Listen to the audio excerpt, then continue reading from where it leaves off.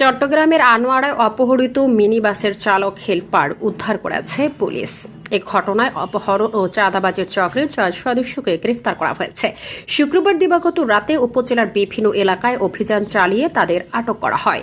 Police জানায়, reserve ভাড়ার কথা বলে মিনিবাসটি বরুমছড়া এলাকায় নিয়ে চালক হেলপারকে জিম্মি করে চক্রটি।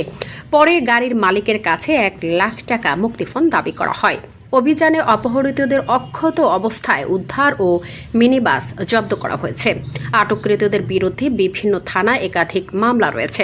ঘটনার বিষয়ে এসআই জুয়েল মিয়া জানায়, গ্রেফতার হওয়া কয়েকজনের বিরুদ্ধে বিভিন্ন থানায় মাদক, অস্ত্র ও সহিংসতার একাধিক মামলা রয়েছে।